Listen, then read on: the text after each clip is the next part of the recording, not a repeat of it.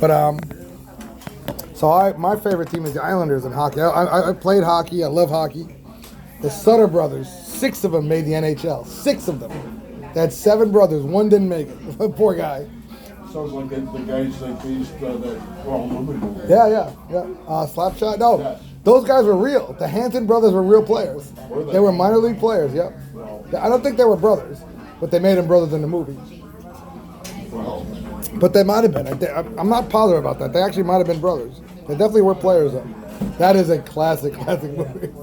yeah. I gotta watch it all the way through. Hiya, coach. They're so polite, but they're lunatics on the ice. So my favorite nickname in all of sports, I have a couple of them. One of them is Vinnie Johnson of the Detroit Pistons, the microwave. He heats up quick. I love that. But hockey has good ones. Pat Verbeek, the little ball of hate. He was small, but he was mean.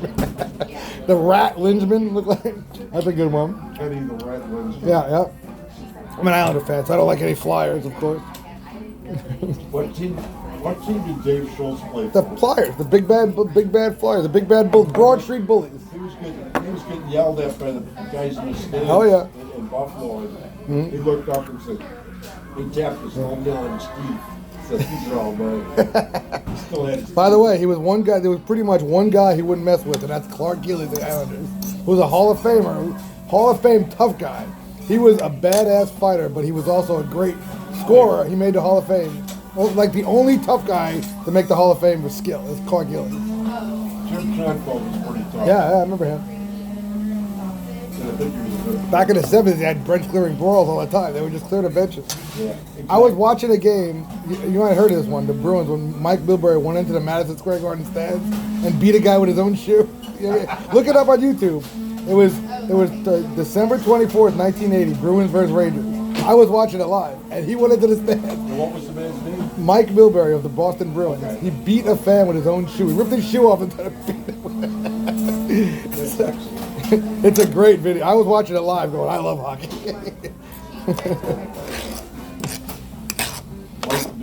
Mike Milbury. Milbury.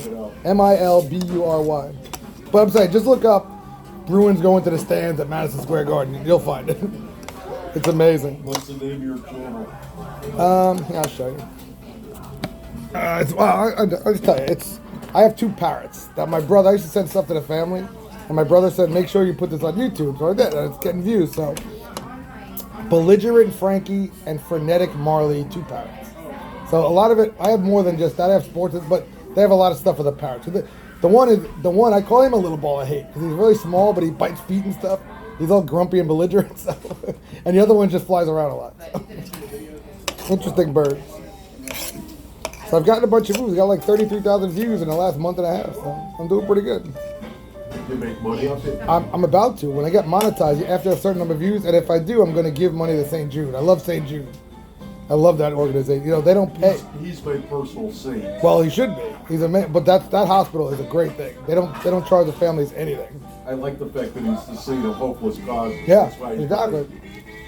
Because I mean, just the fact that I'm sitting here talking with you is statistically unlikely. Exactly. This is the beauty of life. Well, why is that, by the way? I'm glad you're not. I'm just lucky. I fell through the cracks. Good enough. I fell through the cracks. I mean, I got 10 DUIs. Okay. My goodness. And Wow. I got a license. I've never had an alcohol-related accident. Now, I had a What are the friend. odds on that? That's amazing. I've had a friend who had 2 DUIs, and the second one, it took him 6 years to get back to where he was. I can't imagine what that would do for you. Like Ouch. I say, I fell through the cracks. Apparently. Wow, yeah. I mean, my last. You know what? My last one was an automatic felony. It was 2006. It was an automatic because it was the second one in a 10-year Right. span. New York State, that's considered a felony, Yep. but they prosecuted it as a misdemeanor. Okay. I did 65 days in Niagara County Jail. Oof, and no when fun. I got out, I got my license back in 3 months.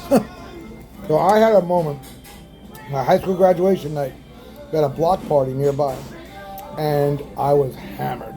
But a cop car showed up because it was a big cul-de-sac. It would make too much noise, of course. And kids started throwing bottles and cans at the cop car, so I said, let's get out of here. So I get in my car. We're only going a mile to my friend's house, right? But it's on back roads, and my idiot friends are throwing a football around. They keep hitting me in the head. So I turned to tell them to stop, and I hit a tree. Not bad, but enough to cause the car wouldn't run. So the cop shows up, and I'm like, I'm screwed. And I took a breathalyzer, and I'm telling you, God looked out for me. I passed that breathalyzer. There's no way I was sober. It's impossible. The last time I drank, I woke up. We used to have what we called Scotch night at my friend Justin's. I'd bring over a bottle of Scotch on a Monday night. We would drink it. And that particular night, I walked home. I was not driving. But when I woke up, I was in Halifax General Hospital, and the nurse said 0.40% blood alcohol. I know what that is. That's deadly. That's dead. It should be dead. Not only that, on top of that, they gave me a hypnotic sedative called Deprovan, Yeah, which is I supposed know to it. be administered before It's operation. anesthetic. No, it's a general anesthetic. That's that's what Michael Jackson died of. Is that it? Propofol, Diprovan, 2 names. I believe they're trying to make me wake up flat. Maybe. Now, you sure they give you Narcan? No, it was Deprovan. Okay. I mean, okay, yeah. On That's. top Welcome, of thank 0.40, 5 times the lethal. I don't understand that. That should not have happened. They should not have given you that. Because that's a general They were anesthetic. going to section me for organs. They tested me for everything. It's, you know what? I can't deny it, man, because they should not have given you that drug.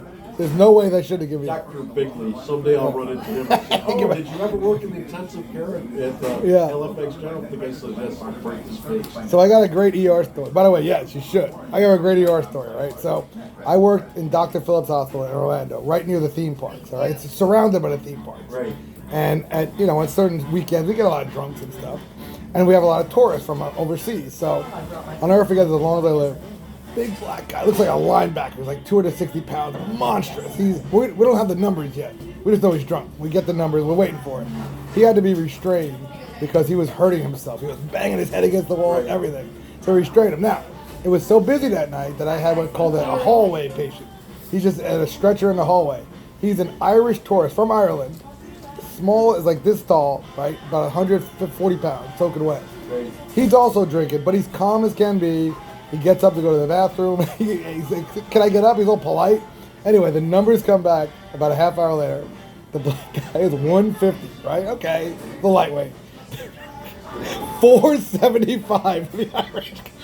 It was fine. It was nothing wrong with this guy. It's like he actually was just normal. 475. It is no myth. Those guys can hold their alcohol. He should have been long gone dead. Me knowing me, I probably gave them a hard time at the hospital. Yeah, I'm sure. Well, I have a story that I had a wedding. One of my friends in the ER actually got married. He was younger than me. He considered me a bit of a mentor until this night, his wedding. His mother-in-law, it was at Epcot Center. She had an open bar for 1 hour. Not a good idea because we hammered ourselves. Right. But I had a topper. I snuck in a bottle of Bushmills in the gift bag. So I smuggled it past to our table. And then when they were doing speeches, the speeches were so boring, I decided I had to chime in. And I ended up arguing with some people. I got outside. I was arguing with Disney security. I don't remember any of this. All I know is my wife wasn't there. My friend Nicole was. She called my wife and she goes, he's going to get arrested. Let him go. You can't stop him. You can't stop him when he gets like this. So I woke up in a in a jail, and I got all my stuff except my license was missing. So there was a note, call this number. And I did. On Monday, I called the number. And it was the Orange County guy. He used to be a New York cop. He had retired and back to Florida. He goes, I wanted to meet you in person because you were the funniest drunk I've ever been around. He's like, you were telling me if I come to your ER, you'd put a tube up my ass. I have no memory of this. And I got banned from Epcot for life, but I went back and I never admitted to anything. Yeah, all the best Paul Ryan stories. That's me. Yeah. I don't even remember. People Amazing. tell me like, what? I took out a bouncer. Yeah. That's what drinking does. When you do some drinking, you just get told what you did. It's like, really? I've said some things drunk I'm not proud of. I've done some things. One time I was in school at Kent State in Ohio, and I had a Chevette, not a very powerful car, right? So I'm leaving. It's like a 2-mile drive back to campus. We used to have this place called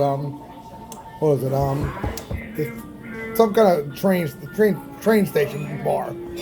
Penny drafts. All right, penny drafts. Franklin Station. And we had this weird tradition. I don't even know where it started. When we would request the song Werewolves in London. And whenever it came on, we would immediately throw our beers at each other and just hit each other. And everyone knew to duck when they heard that song. Yeah, exactly. They knew it would be coming, so they would duck and run. And anyway, I was so hammered one night driving back. I couldn't get over 20 miles an hour, and I couldn't figure out why. When I get back, the fucking emergency brake is... What? The emergency brake was fully on. I could not figure out why I couldn't get over 20 miles an hour. Stupid ass. And I didn't get pulled over or nothing. I kept trying to go faster. Wow. Yep. Wow. Yeah, I've had some moments, but I'm not proud of. That was not a fun car to go back home to New York with. Freaking 60 miles an hour tops, you know? I haven't had a drink for like almost 7 years, but pretty soon this year I think I'm gonna probably go to Ireland. Okay. I know I'm gonna have to drink because. Well, yeah, come on, you got to. Yeah, there's no choice. They own a bar. I have to. There's no choice. But I thought about it, and then the other day it hit me. Just don't drink whiskey, you'll be fine. That's the Stick reason I with was get it. drinking whiskey. I couldn't even get drunk off beer. Yeah, I bet. By the way, there's a drink I used to do to purposely get drunk. It's called a Dr. Pepper, flaming Dr. Pepper, all right? Take half a mug of beer, any beer, 151 shot of Bacardi, amaretto on top a little bit, and you light it. It's a race. It's like an Irish car bomb race. You drop it in, you chug it. Now, it tastes like Dr. Pepper, but 5 minutes later, it's like, bang, it's a hammer. Wow. A freaking hammer. And I was very good at that game. By the way, one time, I had a beard like yours, not as long. I put my shit on fire, but I finished that drink first, and then I put it out. I finished the drink first. Priorities. That's right. Well, I'm glad you sat next to me. Yeah, this is a great conversation. But anyway, I would suggest Irish, like Kilkenny's is a great Irish, what is it, cream stout? I love that stuff. I love cream stout. Cream stouts are better than regular stout as far as I'm concerned. Yeah.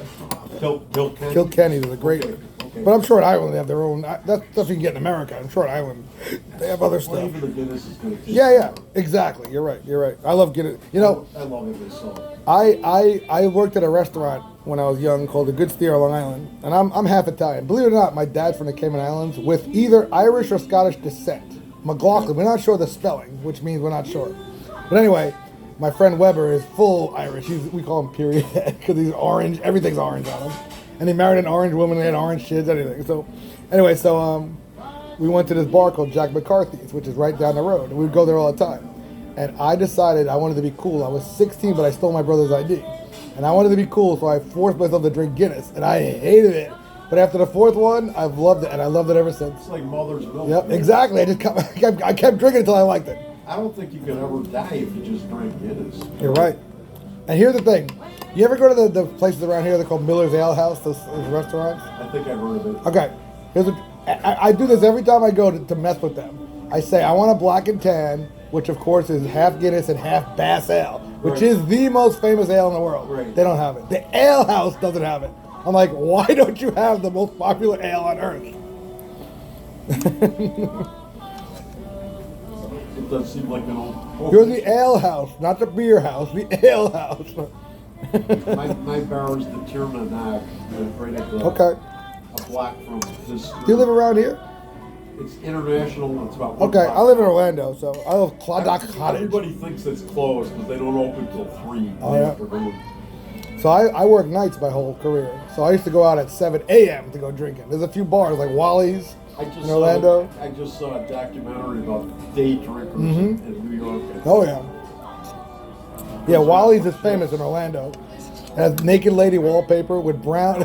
It's like 70s motel wallpaper. And it opens at 7 a.m. and the drunks are waiting to get in when it opens. I think the equivalent of that was a bar in Seabreeze called Danny's. Okay. It sounds like that. Okay. So one of the drinks, I call it the anemic Mary. They give you a Bloody Mary with 90% vodka. They put a little splash of it. It's the anemic Mary. It's clear. It's a little red tint. Do you need anything? No, I'm good. But every bachelor party or bachelorette party starts at Wally's in Orlando. It's a tradition. You start there, get a few shots and stuff, then you go out. I'm tired of feeling so bloated. It's also a liquor store. One of So the waitresses here, her Really boyfriend is a bartender. He just won the best Bloody Mary. It was a contest at the Streamline. And I went, but I don't drink anymore, so I left before too long. It's nice. But he won. Okay, And cool. apparently his Bloody Mary is Greek. Oh yeah, one of my best friends is Greek. No, it's Oh, green. oh, green. Okay, I think it's Greek. No, Green. Okay. How do you do that? Jalapenos or something? I don't know. I really don't know, but I want to get one. You know, I don't found out from her where he works, and I Okay. maybe get a virgin here. So, I had a friend, a neighbor. He was actually the head of my homeowners association. So what happened? I have a corner house that I don't live there anymore. My wife and I are divorcing. She has the house, but at least temporarily.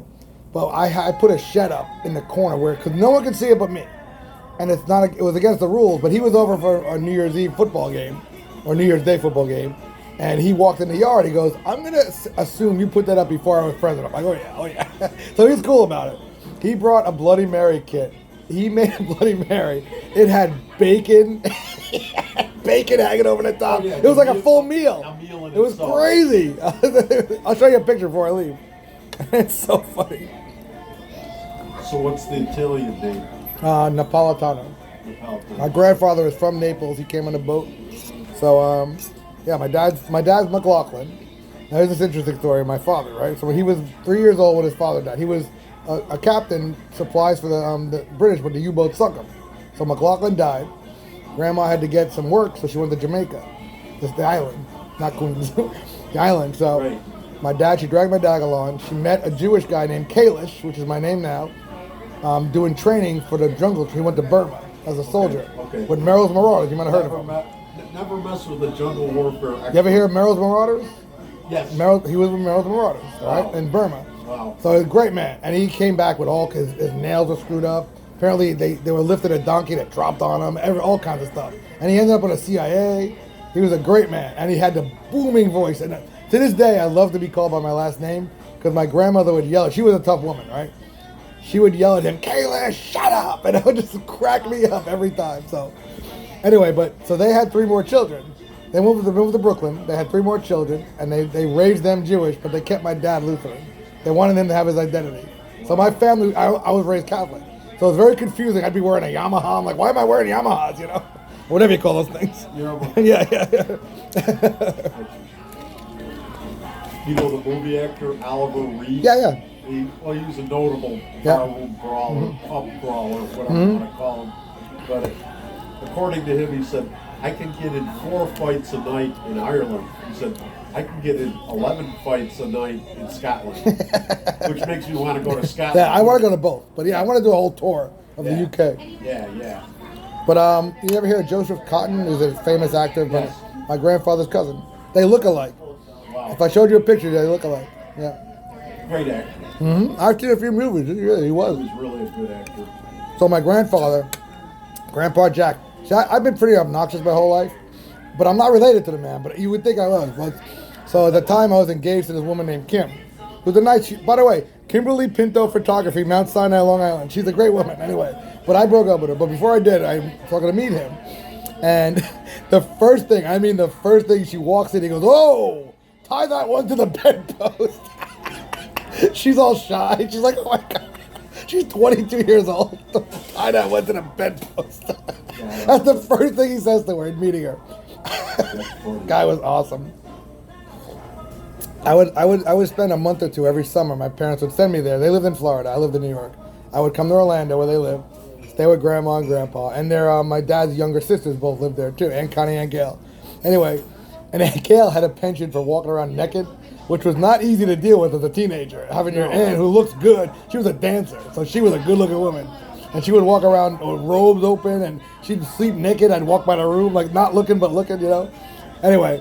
I hear J-Lo does the same thing. Yeah. Not a bad-looking lady either. So my grandfather, I would sleep on the couch, and he would wait. She wouldn't let him eat, but he would wake up in the middle of the night and just sit by the refrigerator and just stuff his face. To this day, I love late-night snacks because of that.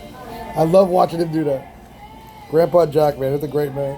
Smoked 4 packs of Pall Malls to the day he died at 85. Wow. 4 packs of Pall Malls every day. And his son did the same thing. They were like, his son, Tommy, was amazing. The lookalikes, everything. Mannerisms, voice, everything. And he smoked Lucky Strikes till the day he died, which was not too long ago. Wow. Yep. They don't make Luckies anymore? I don't know. I don't smoke, so not cigarettes at least. I smoke Me cigars. neither. Just weed. My dad does weed now because he has Parkinson's and he needs it to help him sleep. So I got him hooked up with some weed. I mean, I used to laugh when Willie Nelson would call it medicine. Yeah. I don't anymore. It's so much more natural than alcohol if you think about it. Alcohol has caused so much more. A seed in the ground. That's Alcohol has caused so much more mayhem in the world, and it's so stupid that it was it. In illegal. my specific life, it has. For everyone, though, it makes you belligerent. Weed makes you calm and peaceful. Alcohol just causes mayhem. You know. Nobody ever smoked a joint and picked in the biggest guy in the bar. Nope. Not. Oh, figured it out. Okay. Same bar, Jack McCarthy's. Another guy who wasn't even a friend. I was scared of this guy, but he was another redhead, Carl Klein. Another small but tough dude, right? Irish, of course. Right. So he had his big friend. I forget his name, but he was massive. He was like 300 pounds, 6'2", fucking barrel chest. They love to fight, literally love to fight. So one day we're at Jack McCarthy's, a bunch of us, having fun, shooting the shit. They walk in the door. The dude puts the big cigarette machine in front of the door and goes, "Let's fucking go." Pick the fight with the whole fucking bar for no reason. For no reason. They just love to fight. And they kicked ass, by the way. I stayed out of it somehow. I'm a hockey player. I can hold my own, but I did not want to fuck with those guys. You don't look like a guy who'd be easy to push around. No, I'm a hockey player. I teach my kids, if you ever have to fight, I don't care how big they are, go for the head. Pull the head towards you and hit it. Because hockey players, they go for the jersey. They try and pull it over the guy's head with one hand and hit with the other. Control the head, you control everything. Kill the head, the body will die. Mm-hmm. That's it. What a great conversation, even though you're a Bills fan. Yeah, but I was saying bad things about my cousin. That's all right. So that's okay. Hold on. I have no bad things to say about people. I mean, they're probably legitimate tough guys, which is why I didn't really want Yeah, people I hear you, to say man. anything. Yeah, I know you're not you don't care about their feelings. You care about what they might do, right? Yeah. Don't say anything now. I'm filming. I'm not afraid of them. All right. Well, I guess you don't want to stir a freaking pot or something. I don't want them looking for me to kill Yeah, them. exactly. They'd get away with it. When you got connections, man. So one of the funniest things an ER I ever saw, right? My friend Dr. Chavez, a great man. I had a joke, a recurring joke. The nicest guy, but I always fell for this joke. So he's from El Salvador, and I knew it. He's from El Salvador. But he had a TV. They had this thing called a bunker. The doctor's room was called a bunker. They had a TV in there with sports on. So I would go in there, and anytime I had a chance, would be a news story, for instance, and it would say about, Guatemala. And I go, "You're from Guatemala, right?" He goes, "No, El Salvador." I'm like, "What's the difference?" He fell for it every time. I did it probably 10 times over the years, and he fell for it every time. He's the nicest man, too. And by the way, he gave me, I wanted to go to the Tom Petty concert. He gave me his luxury box at Amway Center in Orlando. What a great guy. Just generous. So I bought him a bottle of Johnny Walker Blue to thank him. It's supposed to be really good. Oh, I have a bottle that I've never opened. You know why? Because it will not be open until the Jets win the Super Bowl. It's in my will. That will be open 200 years from now, if the Jets still exist. Well, have you ever been to Total Wine? Yeah. Yeah. I love Total Wine. I mean, that's like the alcoholic's wet dream. Yeah, it is. By the way, if you're willing to drink some beer, you can practice for Ireland. Central 28 Upriver is a great local brew from the land. Well, I'm not gonna Okay. drink in this country. I gotta be across the Atlantic. Yeah, they'll give you a break But I over mean, there. it hit me the other day. Just don't drink whiskey; you'll be just fine. Yeah, no, you're right. Because that's what gets you happy. Yeah. Me and Andreas, my friend growing up, Andreas Fragala, half German, half Italian. We've exaggerated this story that his mother one time wanted him to eat, that she was chasing him over fences and stuff. Andreas, come and eat the sausage, you bastard! Anyway, it's a very exaggerated story, but. And but by the way, me and him used to chug Jack Daniels going to concerts. Like Aerosmith and Dokken. We chugged a whole bottle of Jack Daniels in the car. Probably in like 20 minutes. I would be dead if I did that now. It sounds like Scotch night. Yeah. Oh, yeah. Yeah, see? But there was one thing, I think the best cheap Scotch I found at Total Wine is something called Shield Egg. Okay. And I researched it. I'm like, they get the overage from like Glenlivet and stuff. Oh, okay. Ooh, That's wow. right. I'm like, there's like honey in the Yeah, glass. wow. It's like unbelievable. What, ever have Tullamore Dew, by the way? It's good stuff. Yeah. My dad loves Tullamore Dew. Yeah, that's good. I like Bushmills, personally. My brother's a big bourbon drinker. I'm not big on bourbon. I used to be with the Jack Daniels, but old granddad, I had a night with that one at my birthday in college. Oh my goodness. Probably the 101. Oh yeah. I had a friend, get this, I forget his name, in my neighborhood growing up as a teenager. He would drink aftershave and fucking antifreeze because he was such a freaking lush.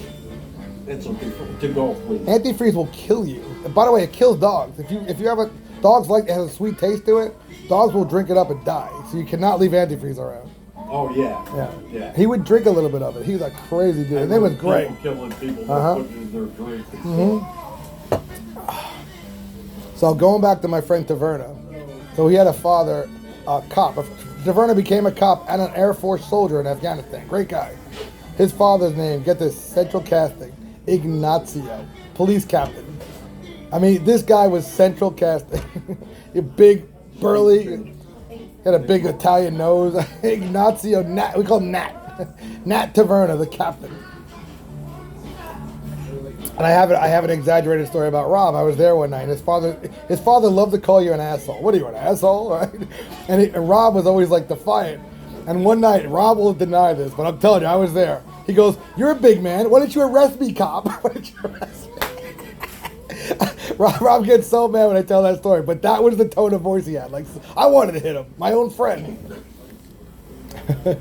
Arrest me. Sometimes you feel that way. Now, the best wisdom I ever got, my friend McConville, big Irish family, McConville and Atkins, all right? By the way, they had cousins, lots of cousins. They would mess around with each other. Anyway, they're Irish. So you can imagine there's drinking involved, there's cops. It's amazing how many different nationalities have some Irish. Yeah, I wonder why. Even blacks. Yeah. The blacks all turn Wait, for we have some let me finish this, then we have another thing. So Uncle Bob was his Uncle Bob, who was a Suffolk County cop on Long Island, retired. He was about 65 when he tells us this. He goes, "Boys, remember this and you'll do well. Everyone in this world is an asshole. It's those of us who know we're assholes that get along with the world." And that is the best wisdom I ever got. Because you got to be aware, you all got your own agenda. Don't be a total asshole. Try and filter it. But some people are. Absolutely right. Yep. And everybody's got a right. Everyone's got their agenda. Asshole. Exactly. But you got to be, like, I work with doctors, they don't get it. You're an asshole, you're a douchebag, and you never admit it. But you got to understand, everyone's got their own agenda. It's great wisdom. All right, so now you said it's Irish in everyone, right? Even blacks? So there's a great movie called True Romance. I'm assuming you've heard of Quentin Tarantino. I know what scene you're The scene, they did so much effort. Christopher Walken, yep. That's one of the The greatest. Moors, it's written, it's in history. I love that scene. Walken gives him a Yeah. kiss like, Yeah. You're a cantaloupe. By the way, Moulin John. yeah, Moulin. So I tell people, they watch that, I go, by the way, there's one other thing they gave us. Us Italians. I worked for Italians for like 20 years. But Who? I know how to swear in Who? Italian. Oh, Italian. Yeah. Oh, yeah. Fangul, Facci, Moria, all that stuff. Minchia faccia buttare. Oh, yeah. Oh, good stuff. Yeah. I know Spanish, like bendejo and puto. Yeah. Don't call someone a bendejo, man. They'll freak out. I guess it means asshole. Yeah, something like that. Bendejo. So Andreas. I saw The Godfather and somebody says Minchia and The Godfather is translated as darn. No. No. Leave the gun, take the cannoli. I love Clemenza, that fat Clemenza, my favorite character. But anyway, my friend Andreas, going back to him, we used to play punch for punch. Who would give up first? One punch at the same spot over and over I again. played that in jail. All right, and then we did body slam for body slam. Yeah. And I was bigger than him, but he's strong. Yeah. Anyway, so one night we're taking this now. There's a movie in the 80s, you may or may not know this, called Can't Buy Me Love, where the kid pays a girl to be his girlfriend so he looks good. They weren't romantic, he just paid her to make him look good. I invented this because I took at that restaurant, there was this girl, Jennifer Butner. She's a lawyer now in New York. Beautiful still. She was beautiful then, she's more beautiful now. I said, "Jen, will you go to my prom with me? You're not from my high school. Just make me look good." And she did it, and I got so much afterwards. They were like, "Who is that Kayla?" You know, and I got so much action after that because of her. So Because women are so jealous. I'll forever be in her debt for making me look that good because she was gorgeous. It is gorgeous. You're never going to get a woman until you have one on your arm already. There you go. It's- By the way, so months later, my friend Andreas was dating her, and we're at Weber's house, and he had a basement, dark as can be. It was his room. And I had told Jennifer, we're going to get drunk. I'm going to sleep in Weber's bed tonight. He said he was going to sleep in his mother's bed. She wasn't there. So sure enough, she shows up in the bed wasted. and starts kissing on me, going, "Oh, Andreas, you're." And I'm like, it's dark. I'm like, wow. I thought about it, but my Andreas is my best buddy, so I'm like, and I thought Very dark. He said he had blood. it was pitch black. It was pitch black. Yeah, Andreas was like German Italian. Looked more German. And yeah, I thought about it, and she was gorgeous. But I was like, you know what? It's my buddy, and it would be funny to tell her. She's like, "What are you doing in here?" I'm like, "I told you I was sleeping in this bed." So anyway, but me and Andreas, we took her home one night. She was dating. She lived far away, like probably 20 miles. We on the way back. I was drunk. I was sleeping in his. He had a Camaro with bucket seats. I'm in the back, sleeping, laid out. He wakes me up, dragging me up. I'm like, what? I wake up and I'm in the windshield. I'm like, what? He drags me out of the car. He's like, "Get out of the car." The freaking telephone pole is on top of the car. He went through it. He didn't get hurt. I didn't get hurt. Somehow I came through. The bucket seat was bent forward. My whole body bent it, and we just somehow avoided it. The telephone pole was right down the middle of the car. Wow. And we both avoided any injury. And he didn't get a DUI. Go figure, man. Like I say, it's very statistically unlikely we're going to enjoy this conversation. Yeah. The lives we both. Yeah, exactly. I got a friend that's from Jersey, he's a musician, and he said he was playing, as he put it, a rough joint in New Jersey. Newark, I bet. Probably. Yeah. But anyway, he said there was a guy there that was one of the doormen, the bouncer, and he said the guy weighed 165 pounds. It don't matter, He man. He was a real badass. He had all his martial arts training. He said one day this black man came up to him, and he's like 6.5 feet tall, a giant. Yeah. And he's like, I heard about you. You got all this fighting under your belt. What would you do if I said this? And you start going through a list of things. What would you do if I said this, if I did that? And the guy just said nothing. Yeah. He said, what would you do if I said something about your mama? And the guy said, I would have to kill you. And the guy walked away. Yeah, good move. So before I was an RN, I used to work with, I'm going to say, sorry everyone, retarded children. Developmentally disabled. I know. Well, here's the thing. So I work with these kids. I was in a group. I was what's called a behavior analyst. So we had these kids. They couldn't live at home. They were too problematic. So there's one guy. I won't say his name, but he was a wiry black guy. He was like 30 years old. Unfortunately, he had drinking as a child some kind of poison, like maybe it might have been antifreeze or something, but it made him very like brain damaged, unfortunately. But he was strong as nails. All right. So one day, and sometimes we have to restrain these children because they were violent.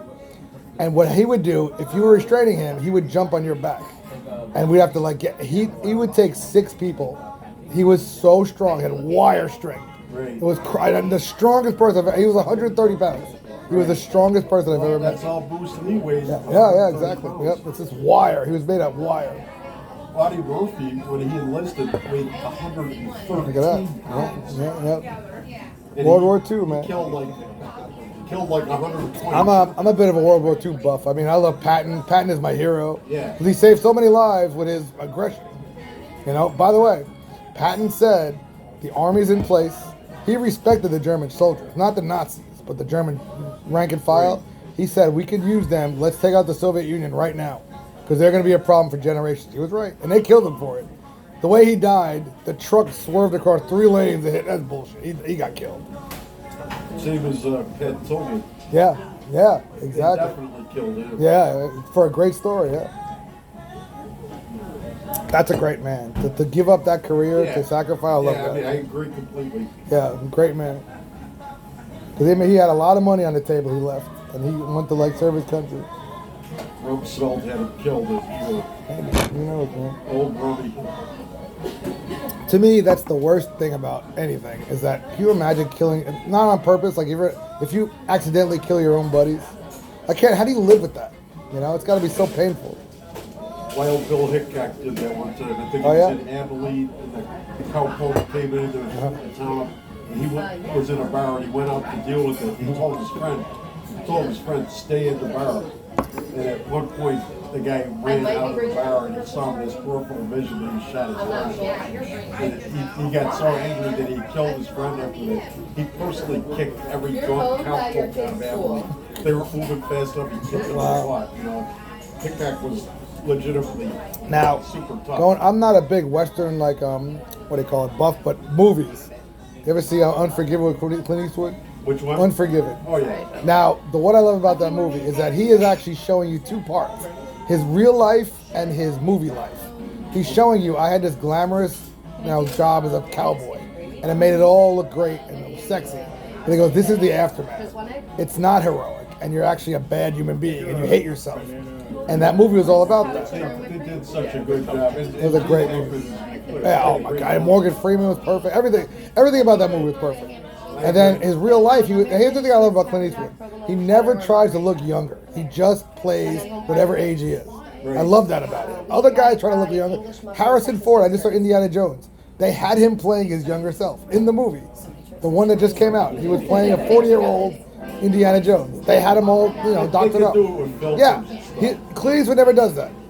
Like, you ever see Gran Torino? That's a fairly recent one. That's another great one. He just plays an old guy, He's amazing. It was a good movie, but the death scene with the girl was way too long. Oh my God. Way too long. But I did like what he did. I mean, the way he got them. He pulled out the lighter, and that's great. It's awesome. See, I love sacrifice. Anything with sacrifice. Now, I'll give you one more. You probably haven't seen this one. It's called Life is Beautiful. All right, from 20 years ago. It's an Italian movie from Roberto Benigni. He won the Oscar for this, all right? And you have to watch it. They have the Godzilla style with the dubs. You don't want to watch that. You want to watch the Italian with the English captions. Right. Anyway, because the Italian works. Now, in the start of the movie, it's annoying. He's so positive, it's annoying. He calls his girlfriend Principessa, princess. It's irritatingly annoying, like Disney annoying. All right? But it turns. And when it turns, in the end, you will weep. And I don't care who you are. I don't care if you're Hitler. You will weep at what he did for his son in his movie. A Beautiful Life. Life is Beautiful. Life is Beautiful. It's on Netflix. You can find it. It's amazing. I look for it. It won the Oscar, so it's easy to find. Yeah. Sounds like a big movie. It's an amazing. By the way, it's funny. My friend Al, and you know who you are. His son looks like the kid in the movie. I mean, exact. His son's older now, but when his son was a young kid, he looked exactly like him. And I've told him this, and he won't watch the damn movie. How would your son's twin, and Al's Italian on top of it? He won't watch it because he's stubborn. Stubborn Italian. He doesn't want to lose any golf or anything. Now, Al works hard, but he can find 2 hours somewhere. Yeah, I worked for Marino, Dominic Iannucci, Francois Catrino, Vinny Colangelo. Oh, I have a cousin, Vinny, by the way. I do have a cousin. When I went to Kent State, they changed my name. I was not Jerry. I was Vinny Del Negro from Brooklyn. My mother would call. They're like, "There's no Jerry here." They'd hang up on her. I was Vinny from the day I got there. Nice talking Merry to you. Christmas, man. my friend. Merry Christmas. Yeah, Merry Christmas to you. Thanks for the Thanks. story. We got a great conversation. Thank you.